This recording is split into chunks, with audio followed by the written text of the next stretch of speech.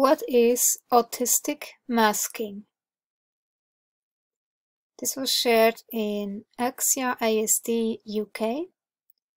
Evidence for autistic people hiding, masking their difficulties in educational and other settings. Autism professionals have a very good understanding of masking, thanks to evidence from parents, as reflected in the NICE guidelines for diagnosis of both children and adults. There are very specific warnings in the NICE guidelines about masking, causing difficulties identifying autism, and also masking is specifically mentioned in the DSM-5 criteria for autism, which is used in the UK together with the ICD-10 to diagnose. Therefore, there is no requirement to identify autism in more than one context for diagnosis. Otherwise, this would lead to significant under-identification, compared to identification of ADHD, where the signs have to be present in more than one context, although this also presents a problem for identification when autism exists together with ADHD 40% and masking of ADHD signs often takes place. When you grow up in an environment that invalidates you, that doesn't believe you, that makes you behave in a certain way that isn't natural to you, it is certainly stressful and traumatic. And I wonder if actually you can be used to masking in public so much that you also are able to suppress PTSD symptoms. Because shame will make you go into a freeze first, even though you may be triggered, and only later on, in a protected environment where nobody will judge you, you will let out the fight response and rage and maybe even smash things or hit yourself. But you don't do that in public, you behave, right? So that's part of masking. And maybe then an expert will say, oh, you don't have PTSD, you don't show those symptoms, but actually you do. You just mask them and express them later. In an earlier video, I have compared masking to fawning. So when you fawn, you forfeit boundaries, rights, and needs. You do the people-pleasing.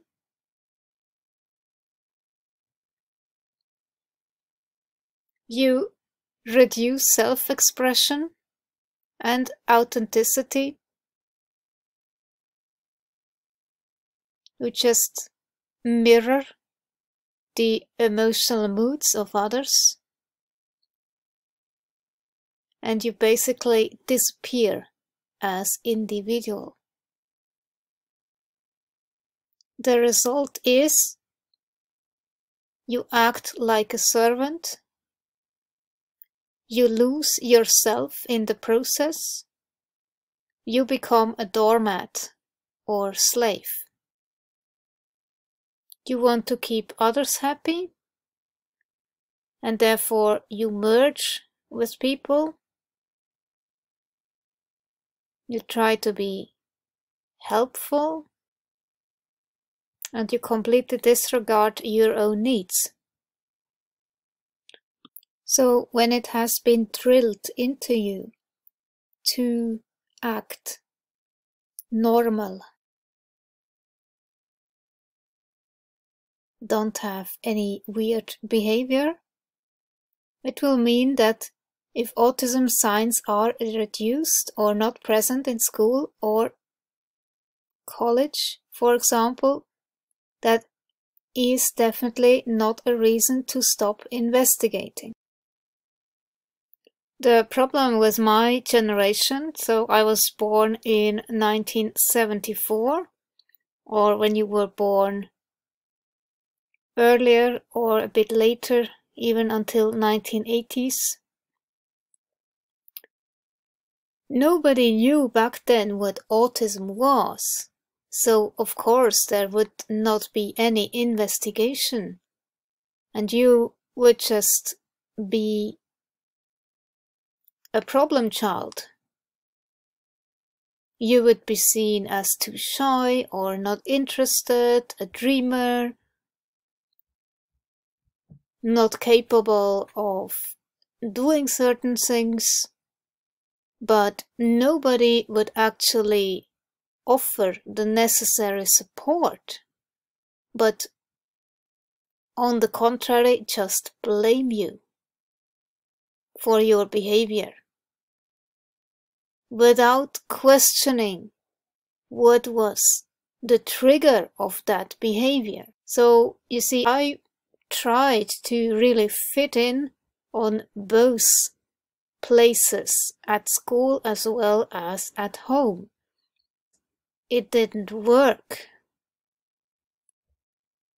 The strain was too big, and then you cannot just camouflage everywhere and expect that this will go well. Of course, there were still triggers, and then of course I would react to that. I was very shy as a kid and very anxious, so I just had a meltdown. But nobody knew back then that this was a meltdown, and therefore there was lack of understanding and lack of support, which led me to only try to fit in more and camouflage more. To make things even more complicated, not many people realize that there is no one behavior that reliably identifies someone as autistic, and therefore observation alone is obviously an insufficient approach.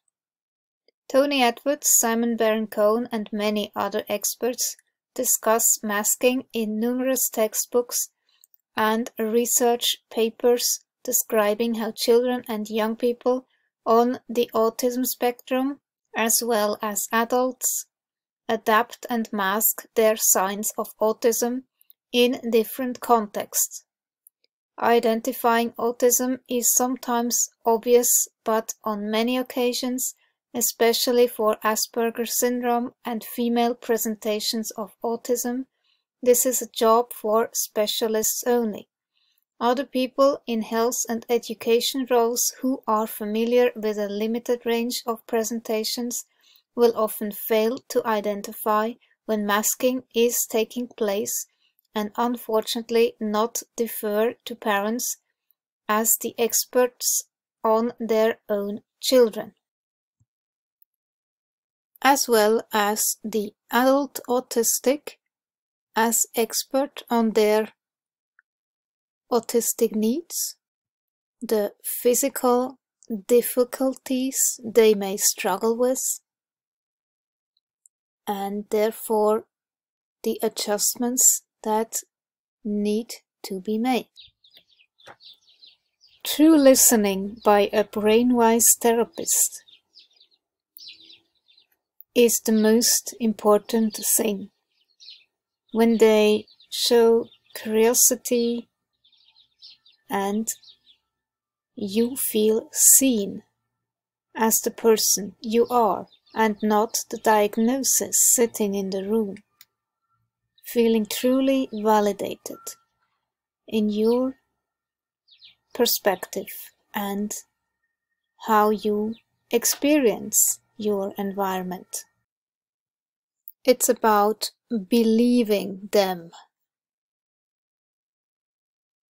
and not invalidating what they have researched and experienced.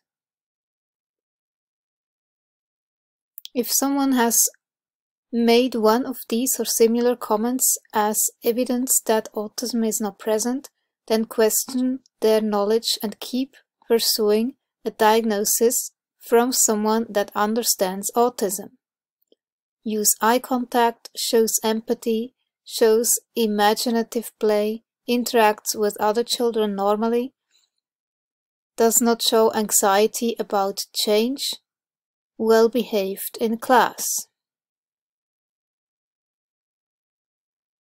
As I have mentioned before, I went to a psychiatrist lady and she told me right away my symptoms were PTSD related, but then I insisted that there might also be autism present. At the time I wasn't really very well educated about female autism.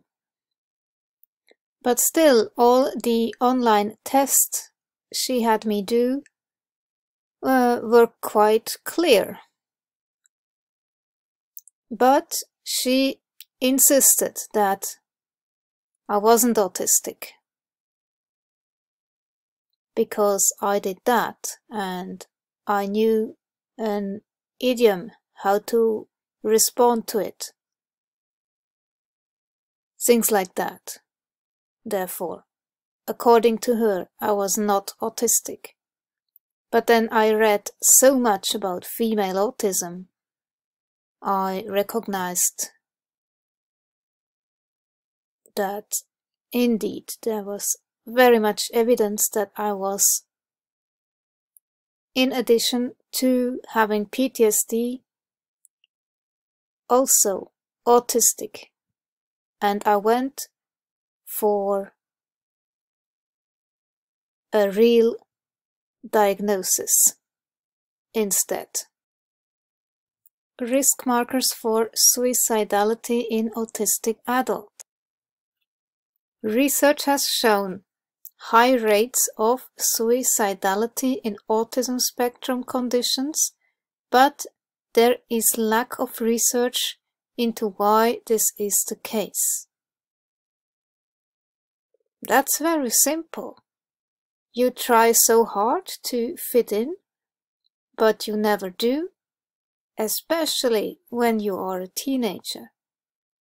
And then your peers might start to bully you, or you just start to isolate,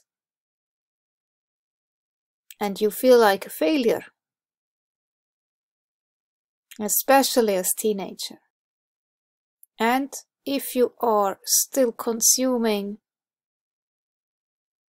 gluten, sugar, and dairy, it might even be related to PMDD, which is suicidal ideation PMS, with way stronger symptoms. But that's only for females, of course. A survey was developed with autistic adults that included a question on camouflaging in autistic adults, non-suicidal self-injury, camouflaging, and number of unmet support needs significantly predicted suicidality. Yeah, of course. Because you struggle and sometimes the struggle becomes too much. Results confirm previously reported high rates of suicidality in ASC and demonstrate that ASC diagnosis and self-reported autistic traits in the general population are independent risk markers for suicidality. This suggests there are unique factors associated with autism and autistic traits that increase risk of suicidality. Camouflaging and unmet support needs appear to be risk markers for suicidality unique to autism. So this is a study from 2017. Putting on my best normal, social camouflaging in adults with autism spectrum conditions. Camouflaging of autistic characteristics in social situations is hypothesized as a common social coping strategy for adults with autism spectrum conditions. Camouflaging may impact diagnosis, quality of life, and long-term outcomes, but little is known about it. This qualitative study examined camouflaging experiences in 92 adults with autism, with questions focusing on the nature, motivations, consequences of camouflaging. Analysis was used to identify key elements of camouflaging, which informed development of a three-stage model of the camouflaging process. First, motivations for camouflaging included fitting in and increasing connections with others. Second, camouflaging itself comprised a combination of masking and compensation techniques. Third, short and long-term consequences of camouflaging included exhaustion, challenging stereotypes, and threats to self-perception. That's another study from 2018, Development and Validation of the Camouflaging Autistic Traits Questionnaire. Abstract.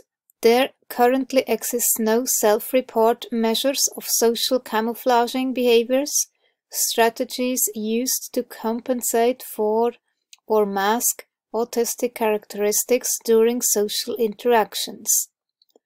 The Camouflaging Autistic Traits Questionnaire was developed from autistic adults' experiences of camouflaging and was administered online to 354 autistic and 478 non-autistic adults. Exploratory factor analysis suggested 3 factors, comprising of 25 items in total. Good model fit was demonstrated through confirmatory factor analysis with measurement invariance analysis demonstrating equivalent factor structures across gender and diagnostic group. Internal consistency and preliminary test retest reliability were acceptable. Convergent validity was demonstrated through comparison with measures of autistic traits, well-being, anxiety, and depression. The present study provides robust psychometric support for the CAT-Q. Dr. Luke Bearden-Block. Luke has worked in the autism field for well over 20 years, in various capacities including practitioner providing support and consultancy, researcher, trainer, writer, and academic. His current position is Senior Lecturer in Autism within the Autism Center at Sheffield Hallam University. Good behavior at school, not so good at home? Note, this is not applicable to all individuals with autism, nor all schools. Regarding autism and whether it is possible for children to display different behaviors at home compared to school, this is something that over the years probably hundreds of parents have asked me about. So often the message is a similar and familiar one, that at school the child behaves well, while at home things can get, well, kinda out of hand. This results in huge frustration for parents who cannot seem to get school to accept that behavior at home is so different to that at school, with school insisting that everything must be okay. I'm not suggesting that all schools respond in this way. Many will be highly supportive of the family. It is very clearly documented by parents and professionals, as well as organizations such as the NAS, that many children with autism, though not all, will display considerably different behaviors in different settings. This can be as a result of a wide range of reasons, from central coherence abilities to environmental factors to differing levels of stress in different situations. A reasonably common pattern in terms of school and home behavior is that the child may appear to present with no problems at school, but at home there can be major issues in terms of behavior. Often the result is that either schools simply do not believe that the child they see at school can be displaying the reported behaviors at home, or that schools erroneously believe that because the behaviors are only seen at home, then the causing factors of the behavior must also be situated there. This is not always the case, and it is of imperative importance that all parties involved recognize the serious nature of high levels of distress, and recognize that all aspects of the individual's life may be a contributory factor towards high arousal, which in turn may manifest in behavioral issues. This can lead well into adulthood, finally. For example, I know several people whose behavior at work appears to demonstrate no problem at all, whereas the reality is that they are in high states of anxiety and stress, to the point of self-injury at home and, in some cases, anxiety and depression. Yeah, or it can also be that simply the environment at work is so triggering that no matter how much you try to mask and camouflage, it still is visible to your employer, but he then will label this as you not being motivated or saying no too much. And therefore it is very important, I must say from my own experience, that the employer is informed about the autism diagnosis. I'm still currently working out how I will do that, but I have already informed my employer at least that I was diagnosed with autism.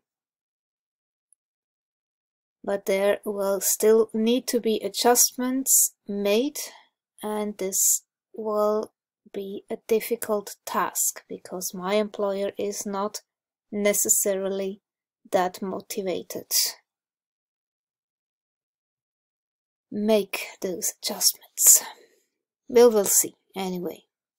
But definitely I experience a high amount of anxiety when there is demand pressure and I can't deliver. National Autistic Society Resource Pack for School Staff.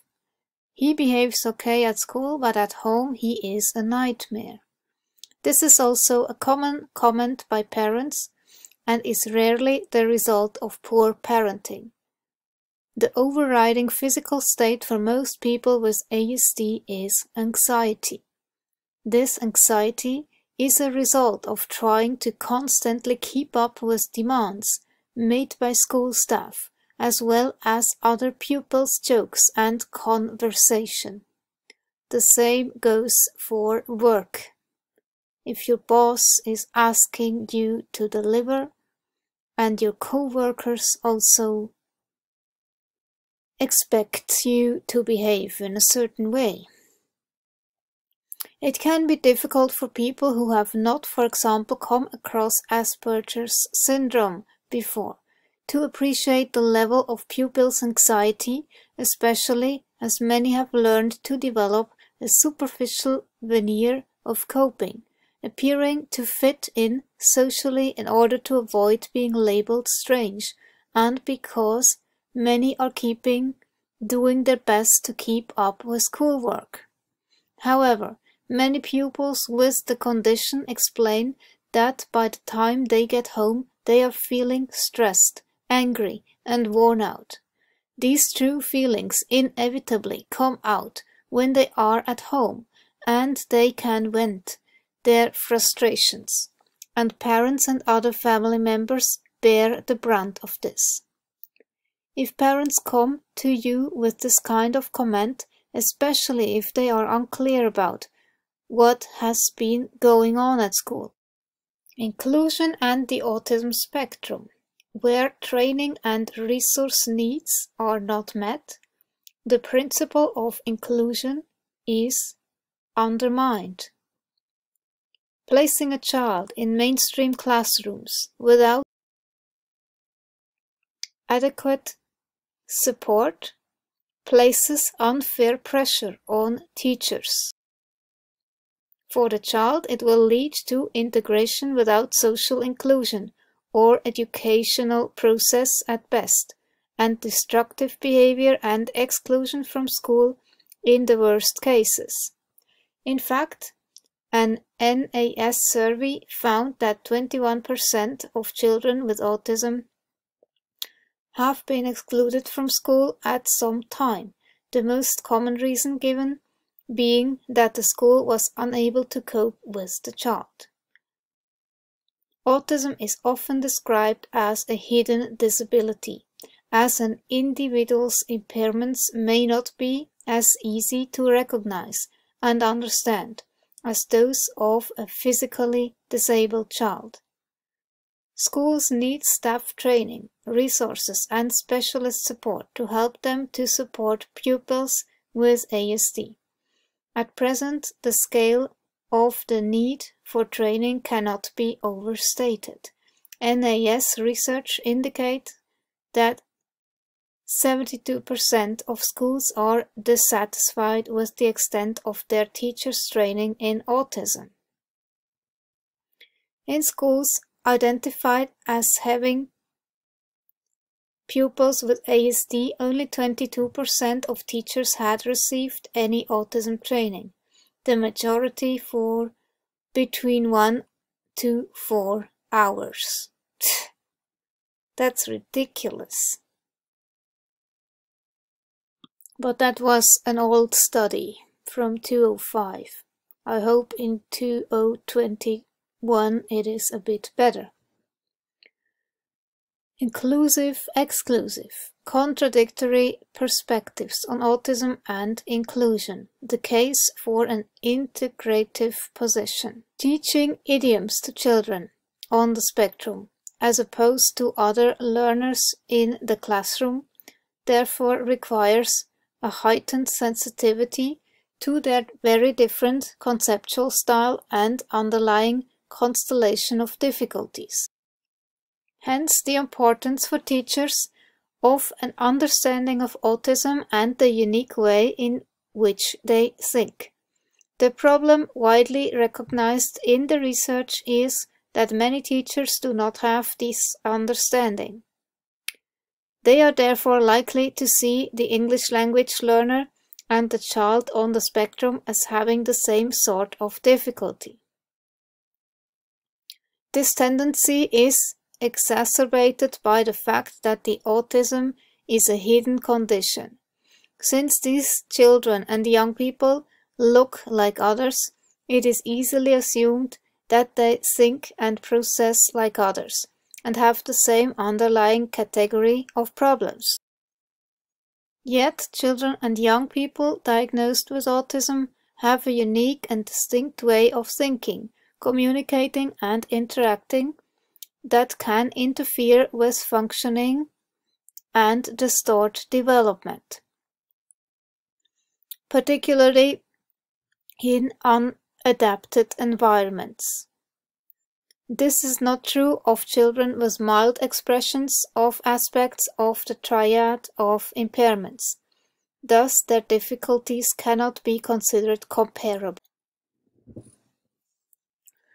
The larger CNV observed in affected females could support the long speculated hypothesis that an underlying protective factor may minimize or at least camouflage the clinical presentation of ASD among affected females. Accordingly, a greater amount of abnormality may be required for the phenotype to present. Though the literature is scarce, it appears that the implications of female gender in ASD are twofold. On the lower functioning end of the spectrum, while males are still predominantly represented, the incidence of females with ASD increases dramatically, indicative of a more severe cognitive impairment among affected females who are diagnosed with ASD. Yet, the altered presentation of clinical symptoms as well as cognitive profiles and comorbid conditions experienced by females on the higher functioning end of the spectrum may serve to mask or camouflage their clinical symptoms, resulting in under- or misdiagnosis among this cohort. While researchers are yet to determine a mechanism directly accountable for these observed sex differences, our increasing understanding of biological, neurodevelopmental, and comorbid mediators brings forth the opportunity for many novel hypotheses to be explored. To consider an alternative hypothesis based on clinical observation, some authors describe a phenomenon whereby affected females express a keen interest in social situations and interaction.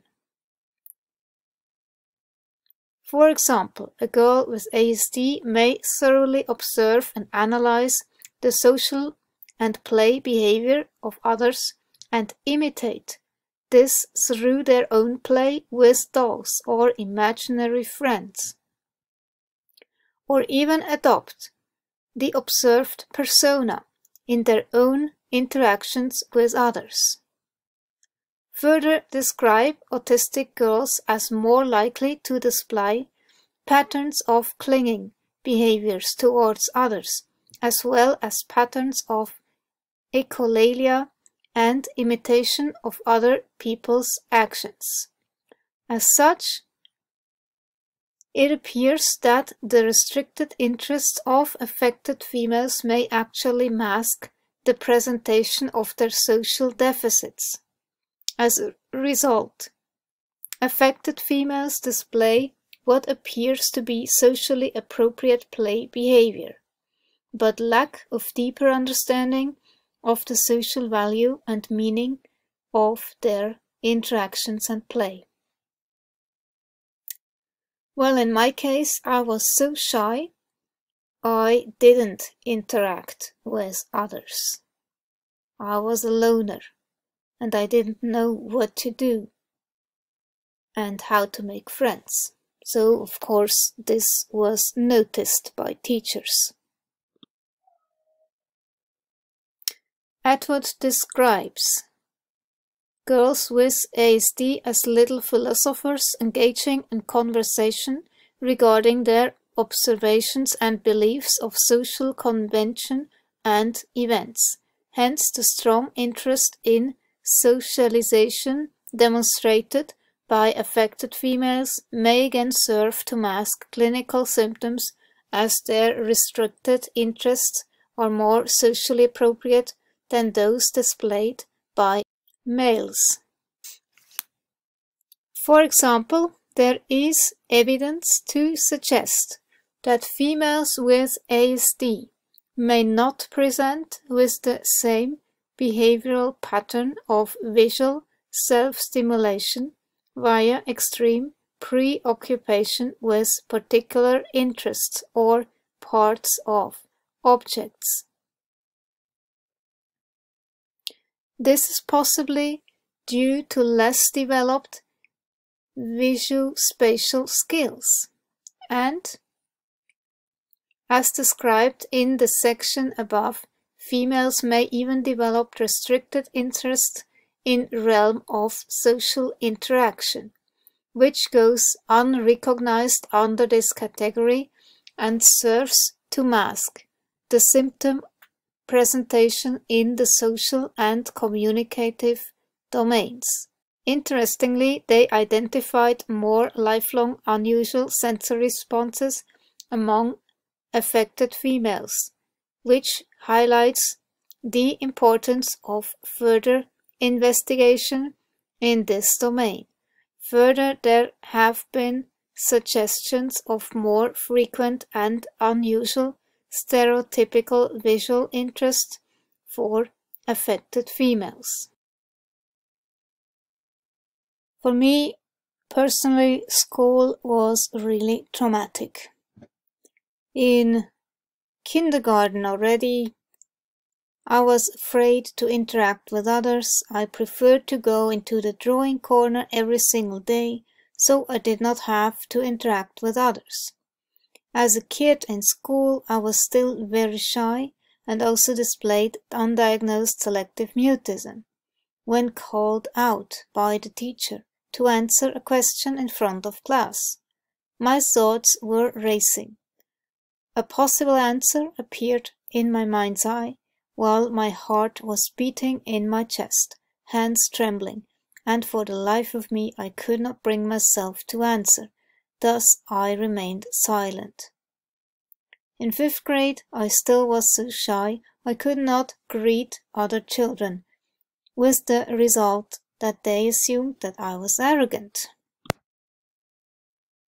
I even went as far as taking another route to school by bike, just so I could avoid greeting and interacting with my classmates. In 6th grade, I had managed to mask well enough to at least be somewhat better accepted, but I was still the last one being chosen by boys as dancing partner during singing lesson, which I hated anyway. I got bad grades for singing because I was so nervous to sing. I could not hit the right tone or carry the melody, which was traumatizing, and to this day I dare not sing in front of anybody. But when we all practiced a piece of music, each one of us having to play a set of rhythm, I would actually kind of enjoy that, even if I was nervous and occasionally lost my rhythm.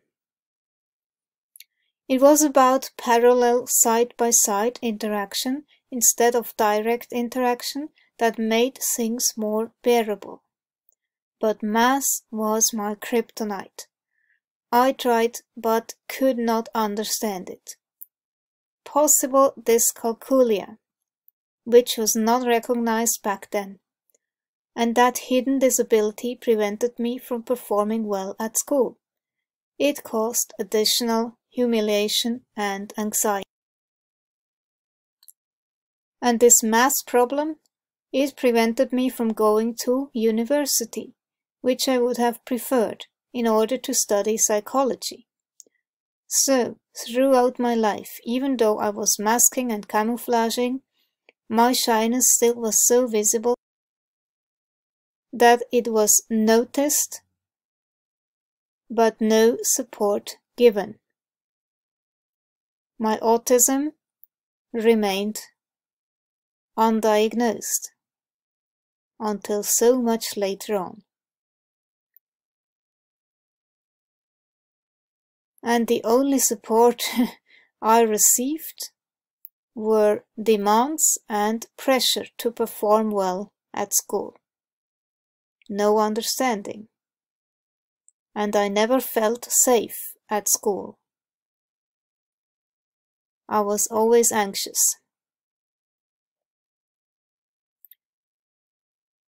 At home, I was fawning, a term coined by Pete Walker.